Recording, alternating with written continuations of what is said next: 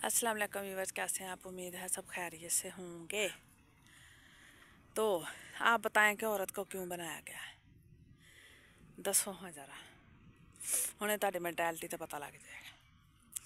जेडे लोग कह रहे ने ना कि दिल लगी वास्ते मर्द दी बनाया गया, मर्द वास्ते बनाया गया, पहले उन्होंने ही मैं पूछना चाहांगी कि क्या वो अपनी औरतों ने उन्होंने इदां दा रखिया वा, बनाया वा? जे औरत दी बाहर चो तरबियत करदी है मर्द दी, तो मर्द क्यों नहीं औरत दी करता? उन्हें छड्ड क्यों देंदा उहदे हाल ते? अपने पसंद दी औरत क्यों नहीं बनाउंदा? अपनियां जिम्मेदारियां, घर दियां जिम्मेदारियां, बच्चों दी जिम्मेदारियां दा बोझ सुट के आराम नाल सौ रहिंदा, गूंगा बहरा हो रहिंदा, कोई उन्हें पता नहीं लगता भी की चलन डिया की नहीं। ते जिहड़ी फोटो अपने दिल च लाई हुंदी आ, ओहदे वर्गी क्यों नहीं उन्हें बनाउंदा? जां उन्होंने क्यों नहीं जीण जोगा छड्डदा? ये सारे मर्द च नुक्स ने गे, ये नफसियाती नुक्स ने, इन्हां दा होर कोई इलाज नहीं है। इहो इलाज है कि इहो जिहे लोगों नूं उन्हां दे हाल ते छड्ड दित्ता जाए, उन्हां वास्ते इहो ही सज़ा वा। एक टाइम तक वो तुहाडा इंतज़ार करदी है कि तुसीं सुधर जाओ। जिद्दां तुसीं सुधरदे नहीं, उन्हूं समझदे नहीं कि ओह की शै, ओहदी की शख्सियत आ, ते मैं उहनूं की बना दित्ता। जिद्दां तुहाडे कोल कोई चांस नहीं रह जांदा ना, फिर ओह तुहाडे वास्ते सज़ा मुकर्रर कर दिंदी है। सज़ा खामोशी दी मुकर्रर करदी, सिर्फ उन्हें खामोश होना हुंदा, तुहानूं टके टोकरी दा कर दिंदी है। आप चुप करके बह रहिंदी परे, तुहाडे नाल अपना ना दुख शेयर करदी, ना सुख शेयर करदी है, कुछ भी नहीं करदी। बस रोटी पानी दिता, तुहाडे आखे लगे, तुहाडे जिद्दां जिद्दां कहा उंज ही कहना मनना उन्हें, तुहानूं उन्हें लखों कक्ख कर देना ते आप उन्हें चुप कर देना।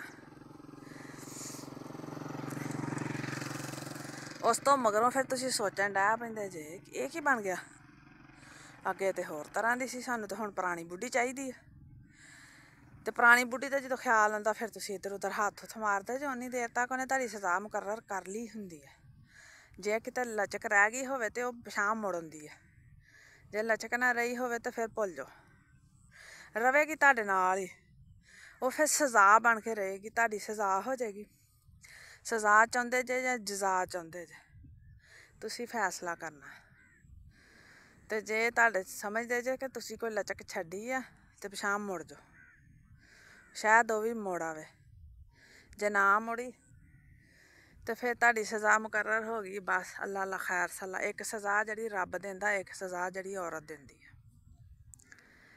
मर्द ने नूं सिर्फ चीकां मारना ते गुस्सा कड्ढना ही आउंदा, बस।